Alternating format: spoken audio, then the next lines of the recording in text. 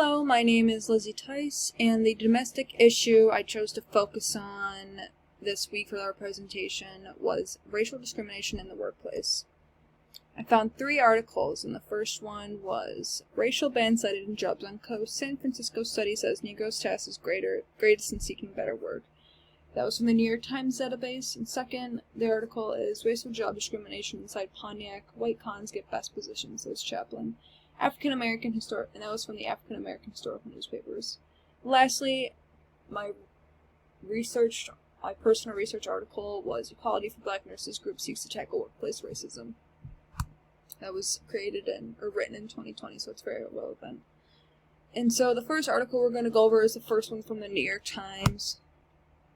This is a screenshot of the actual article, and in the actual newspaper print, it was surrounded by ads. And there wasn't many images that involved the topic of racism or anything dealing with the African American community, so I chose to leave those out. And I wonder if that could have anything to do with the importance that the newspaper thought this topic was. And the first quote I have, equal job opportunity for Negroes, Orientals, and other minority groups is vigorously upheld in San Francisco, but widely disregarded in practice.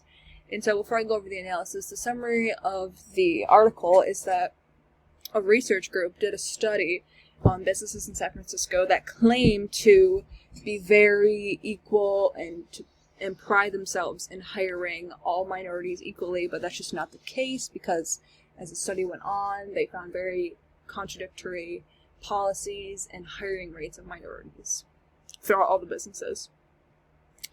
And so in this analysis, I have a few quotes. Negroes face the greatest hiring resistance filed by Orientals, and that is after going to businesses that pride themselves as being very equal.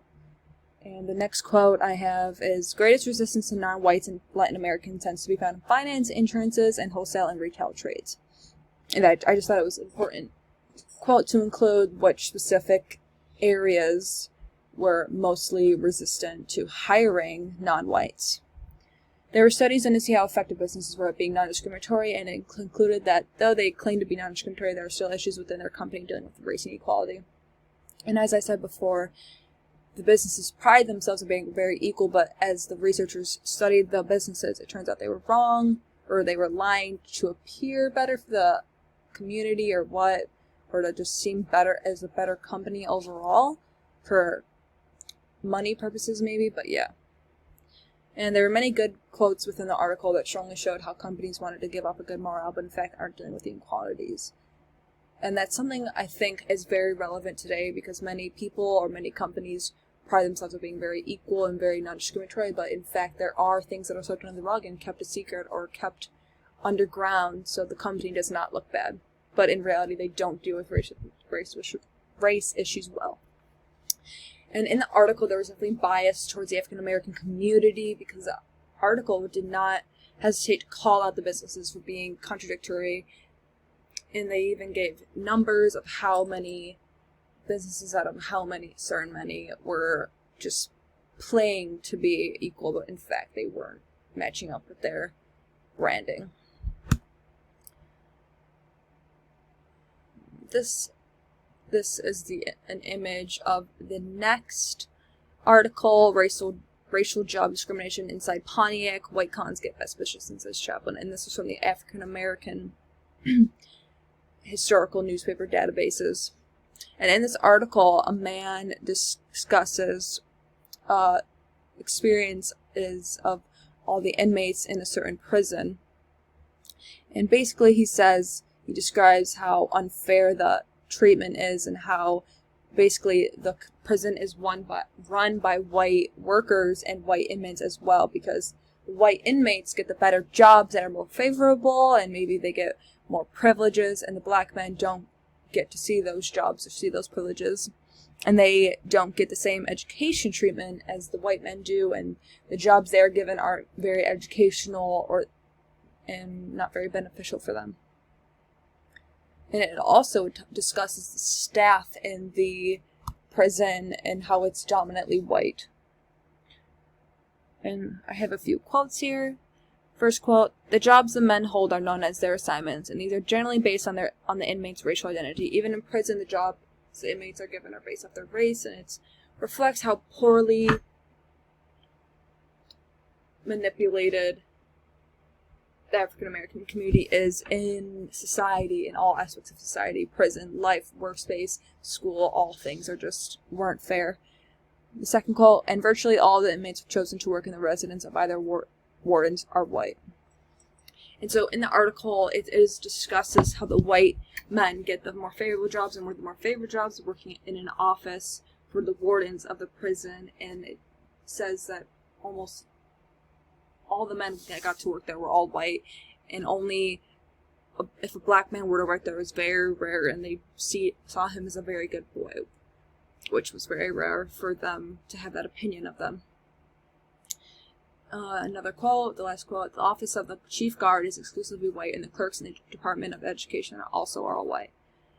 And so the staff of the prison is dominantly white, and that could explain why white men get the most desirable jobs, and the black men don't get desirable jobs, because no matter what, the black men don't get fair treatment, and either if it's from the inmates or the workers or staff. Now the analysis of this article. The environment of the prison was generally white and very unfavorable for the black inmates. As I stated from those quotes, they didn't get the good jobs, they didn't get the good treatment at all from inmates or the staff of the prison. This emphasizes the manipulation and power the white people had over the black people in all situations. Life, work, prison, everywhere, like I mentioned earlier. This makes the experience of prison worse for black men. White men rule their lives, and they receive maltreatment in all aspects. And it makes coming out of prison even worse, because they don't have any job training, or didn't get many beneficial job training for their possible jobs in the future, which isn't very favorable for them, because this whole issue is how the non-favorable races, in opinion of the white man, don't get the good jobs. I don't know if that makes sense, but yeah. And the bias is definitely in favor for equality, and it's biased towards the African American community, because it definitely reveals the truth of prison and the prison system, how the justice system is just very messed up, and how the lives of so many men, they may not be innocent, but to put them under the power of men that aren't qualified, or maybe, just shouldn't have the power of a life of a man like that. It's just not right, even if they are criminals.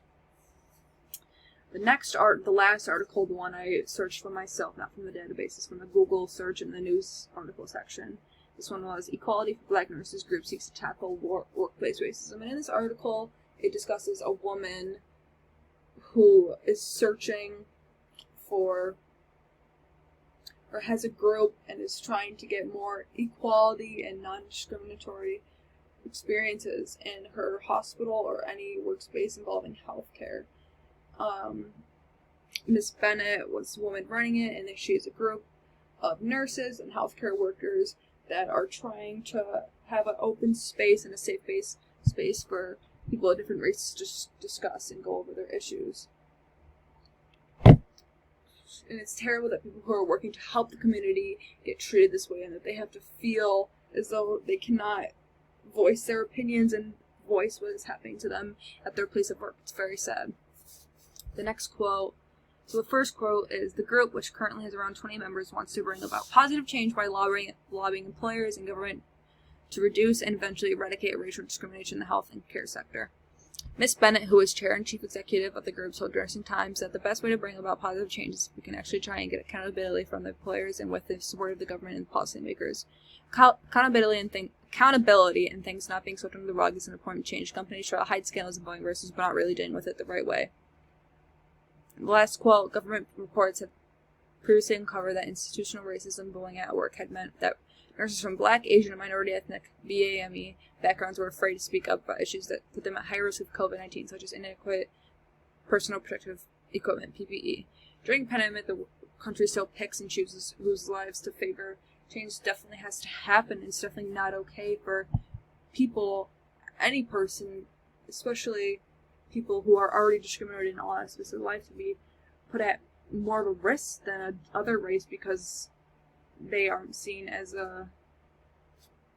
are seen as a less dominant race in some people's eyes, and businesses do not treat all races fairly, and it's messed up that people are working to live, but they aren't getting good treatment. The analysis of this article is, the race issue in America is a serious issue that needs to be addressed. The African American communities have yet to be treated equally, and with recent events such as the killing of black men at the hands of white cops and not giving equality to all races, that is very apparent. And during this pandemic, there has been so many issues coming up of how discriminatory and how unequal this country is, and things definitely need to be changed. And for healthcare workers, black African American health workers, to not be receiving good treatment is ridiculous, because they are helping the world. All those workers are helping the world and the people that are suffering, and it's not fair. It really isn't fair, and things should be changed. Some may say that comparing the 1950s and 2020, there's definitely been improvement with quality of races, but it's not over yet. There's still so much to be changed. Yeah, there may have been some improvements, but there are still people that are very racist, and there are still non-safe places for black people, and it's just not right. The nurses enduring inequality and discrimination throughout a pandemic is the lowest of lows the country has had, and they have had very low lows. This country is definitely needs to be changed. And lastly,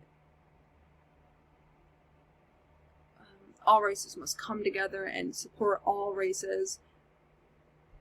Yeah. Comparison of the new article with historical articles.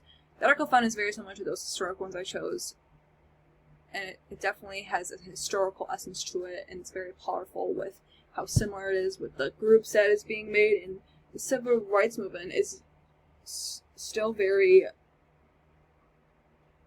yet to be over. Over 70 years later, and articles involving discrimination on race are still very relevant. We see the banding together of the woman mentioned in this article, and it has been a connection to the movements in the 1900s where the people band together to march, protest, and etc. We are making history right now. The civil rights movement is still in action, and much needs to be changed in the workplace for people to feel safe, and people are just working to live. In this country, it's not easy to do that, and they should be able to go to work and be treated equally. And the fact that in the 1950s and earlier than that, and so on, that this is still an issue is very sad and very tragic for the black community. Things need to change, and they need to be supported throughout these changes. And this is just the last page of the citations. Thank you. I hope you enjoyed.